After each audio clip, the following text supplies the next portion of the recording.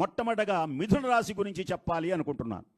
మిథున రాశి గురించి ఎందుకు చెప్పాలి అంటే, మన నాయకుడు, మనందరికీ ఇష్టమైనటువంటి వాడు, అసలు ఈ ప్రదేశంలో మనం ఇంతగా కూర్చోవడానికి కారణభూతమైనటువంటి వాడు, ఆంధ్రదేశాన్ని ఒక్కసారి ఆశ్చర్యయ్యి ప్రపంచంలోనే ఉర్రూతలూగించి అతి స్వల్పంలోనే అనేకమైనటువంటి సీట్లతో ఒక్కసారిగా పొంగినటువంటి భావ తరంగాలలా ఉన్నటువంటి మన జగన్మోహన్ రెడ్డి గారి యొక్క దివ్యమైనటువంటి నక్షత్రం ఆరుద్రా నక్షత్రం అని విన్నాను. ఆరుద్రా నక్షత్రం ఈశ్వరుడికి సంబంధించినటువంటి నక్షత్రం. ఈశ్వరుడి యొక్క దివ్య కథ గనక వింటే ఎన్ని కష్టాలు పడ్డాడో జగన్మోహన్ రెడ్డి గారు కూడా అన్ని కష్టాలు పడి విజయాన్ని సాధిస్తున్నారు. ఆయన ఏ కష్టం పడ్డాడు అంటే విషాన్ని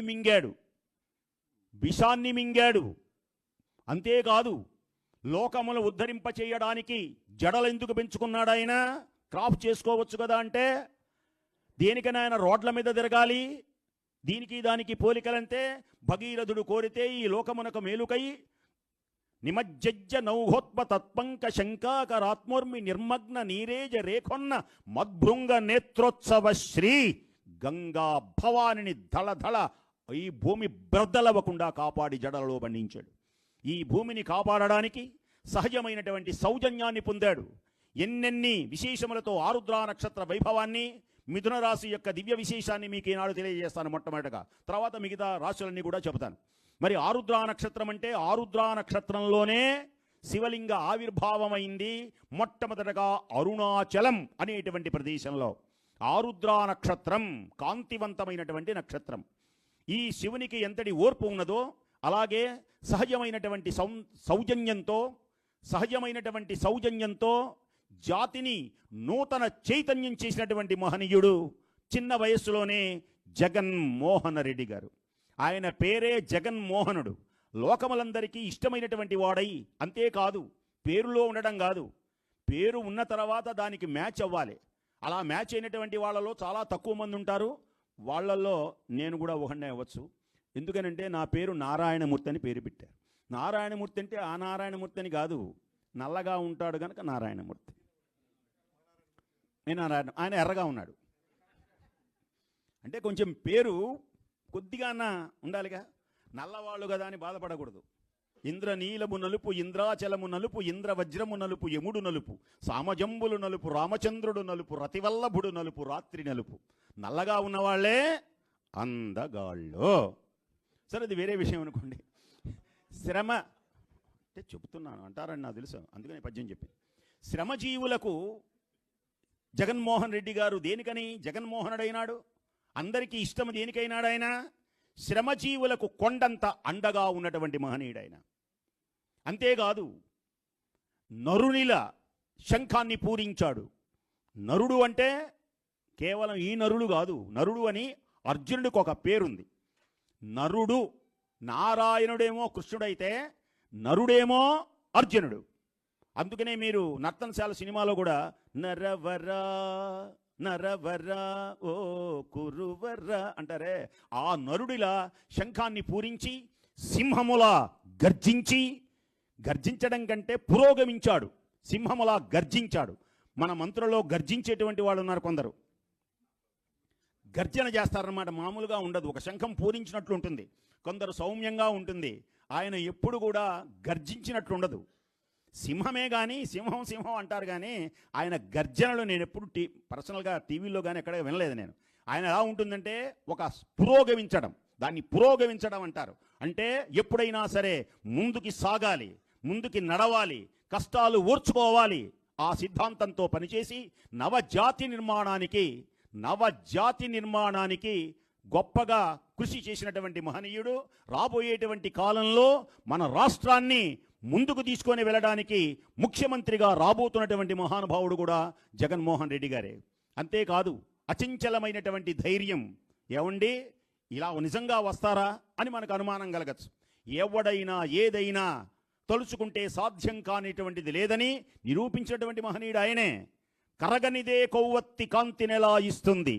రికార్డ్ చేసుకోండి అవసరమైతే, ఇది ఎప్పుడు చెవులో పెట్టుకొని వినండి. కరగనిదే కొవ్వొత్తి కాంతినెలా ఇస్తుంది, కరగనిదే కొవ్వొత్తి కాంతినెలా ఇస్తుంది, మరగనిదే నీరు ఎలా మబ్బు రూపు దాల్చుతుంది, కరగనిదే కొవ్వొత్తి కాంతినెలా ఇస్తుంది, మరగనిదే నీరు ఎలా మబ్బు రూపు దాల్చుతుంది, నలగనిదే అడుగు ఎలా నర్తనగా మారుతుంది, నలగనిదే అడుగు ఎలా నర్తనగా మారుతుంది, మలచనిదే రాయి ఎలా శిల్పంగా మారుతుంది. కాస్త మధ్యలో తప్పట్లు కొట్టాలి కాస్త కవికి. ఇది కవిత్వం. ఇందాకేమో పురాణం, అప్పుడేమో బ్రాహ్మడు, అప్పుడు పురోహితం, అప్పుడేమో మంత్రం, ఇప్పుడేమో కవిత్వం. ఎందుకని అంటే జగన్మోహన్ రెడ్డి గారు కవుల్ని గౌరవిస్తారు. ఆ కోవకు చెందిన వాళ్ళే మీరందరూ.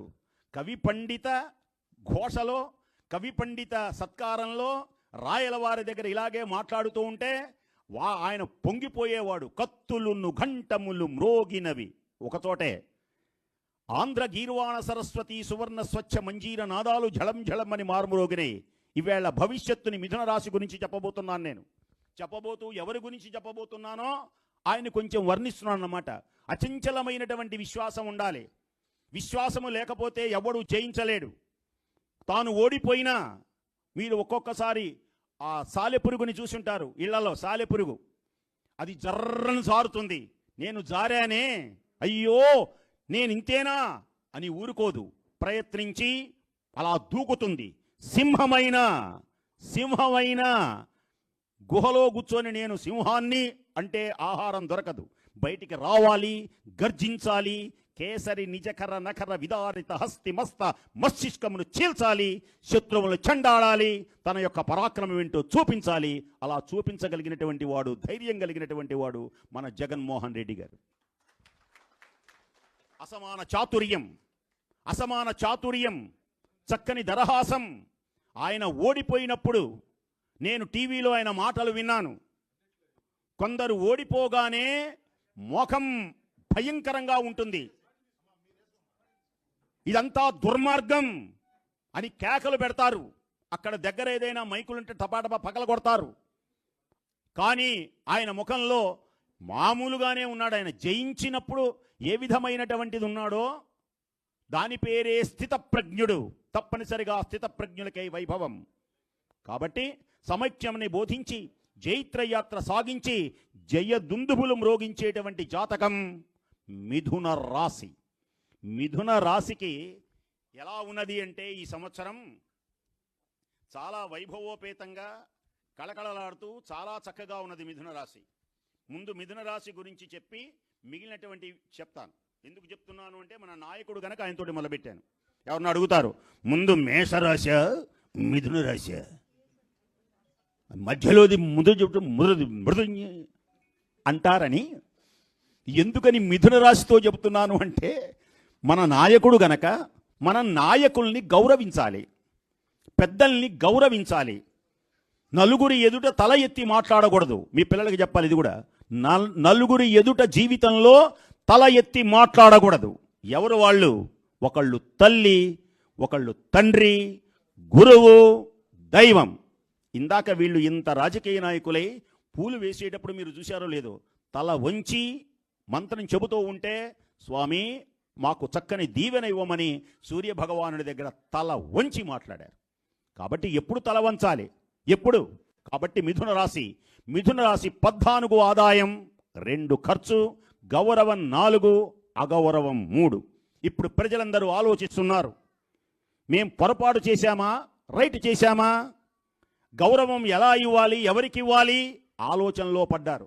ఏదో ఆశల వలయంలో ఎండమావిని చూసి పరిగెత్తామా, నీళ్లు ఉన్నాయని? అసలు నిజంగా ఉన్నటువంటి నీళ్లను చూసి వదులుకున్నామా? అయ్యో అని కొంచెం ఆలోచనలో పడ్డారు. కాబట్టి ఆలోచన శక్తికి మించినటువంటి పనులు ఈ సంవత్సరం ఆ మహానుభావుడు చేస్తాడు. ఇతరులకు మంచి సలహాలు ఇస్తాడు ఆయన. ఎవరైనా సరే ఆవేశంలో, కొందరు మనకుంటాం రాజకీయ నాయకులలో, అంటే నేను ఎక్కువ నాకు పరిచయం లేదు, అప్పుడప్పుడు ఎవరైనా పెద్దల్ని కలవాల్సి వచ్చినప్పుడు గదిలో మాట్లాడుకున్నది వింటూ ఉంటాను. అది కాదనా అనా, అసలు నేను చెప్పేది వినవేది నువ్వు? హలో ఏంట్రా అర్ధరాత్రి 2:30 ఫోన్ చేశావు? నువ్వు ఎప్పుడు పడితే అప్పుడు చేయమన్నావుగా. ఎప్పుడైనా రెడీ అని చెప్పావు మైకులో మా ఊళ్ళో వచ్చే. అది కాదురా, మరి 2:30 అయింది ఇప్పుడు. సరే చెప్పేయండు. ఏం లేదన్నా వాడు నేను ఆపాడింది. ఎవర్రా అది? నువ్వు చెప్పాల్సింది నువ్వు ఏది చెప్పబోతేట ఏందో చెప్పేదంటావేంటి? మొత్తం బ్యానర్లు కట్టింది నేనైతే. మొత్తం నేను కష్టపడి నువ్వు నన్ను మెచ్చుకున్నావా లేదా? వచ్చి బెమ్మన్నావని నీకు చేసి పెడతాను అన్నావా? ఏందాడు ఆడాడు నన్ను బండి ఆపాడేది చూడు. బండి ఆపడం ఏంటన్నా?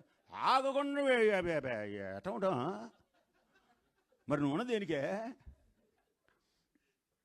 ఇలా కొన్ని విచిత్రమైనటువంటివి మనకు వినపడుతూ ఉంటాయి. ఇలాంటప్పుడే నాయకుడి యొక్క సమర్థత తెలుస్తుంది. ఇవన్నీ సహజ ధోరణిలో ఉంటాయి. అందుకనే మిథున రాశిలో పంచాంగాన్ని చూసి చెప్తున్నా నేను. మిథున రాశిలో ఆలోచన శక్తికి మించినటువంటి పనులు, ఇతరులకు మంచి సలహాలు ఇవ్వగలిగినటువంటి నేర్పరితనం, ఎవరెవరితో ఎలా మాట్లాడాలో తెలియటమే నాయకుడి యొక్క లక్షణం. కొన్ని వేల మందిలో ఒకడు పుడతాడు నాయకుడు, గుర్తుపెట్టుకోండి. అందరూ నాయకులు ఎవరు? కొన్ని వేల మందిలో 34 సంవత్సరాలు 33 సంవత్సరాలు బతికినటువంటి శ్రీకృష్ణదేవరాయలు గనక లేకపోతే ఈవేళ చెరువులు ఎన్ని ప్రాజెక్టులు కట్టినా ఎన్ని ఉన్నా ఆ చెరువులే ఈవేళ ప్రజలకు గతి అయినాయి. మీకు అందరికీ చరిత్ర తెలుసు. ఎన్నాళ్ళయింది ఆయన అలా శాశ్వతమైనటువంటి కీర్తి వహించబోతున్నాడు ఆయన. పరిష్కారం సమస్యలు అనేకం వచ్చినప్పుడు సమస్యలు చెప్పినటువంటి వాడు గొప్పవాడు కాదు, చెప్పడం కూడా మంచిదే. కానీ సమస్యలని చాతుర్యంతో పరిష్కారం చేయగలిగినటువంటి నేర్పరితనం జగన్మోహన్ రెడ్డి గారికి ఉన్నది.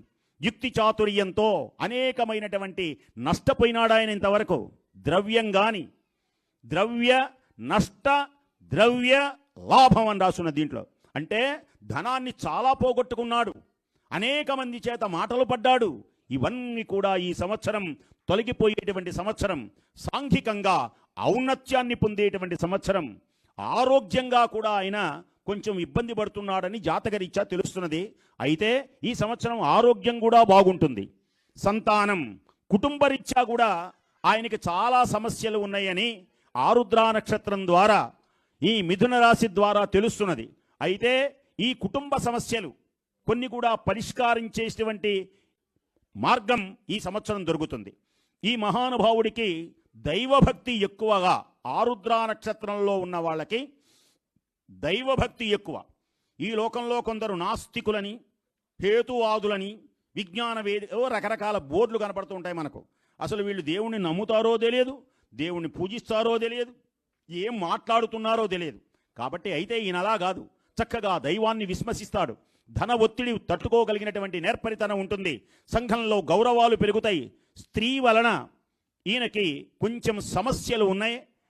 ఆ స్త్రీలు అనేటువంటిది జాతక చక్రం వేస్తే కానీ తెలియదు. కొందరు స్త్రీల వల్ల, బంధువుల వల్లనే ఆయనకు అనేకమైనటువంటి సమస్యలు, అలాగే తన వారి వల్ల కూడా కొన్ని ఒత్తిళ్లు ఆయన ఎదుర్కొనవలసి వస్తున్నది.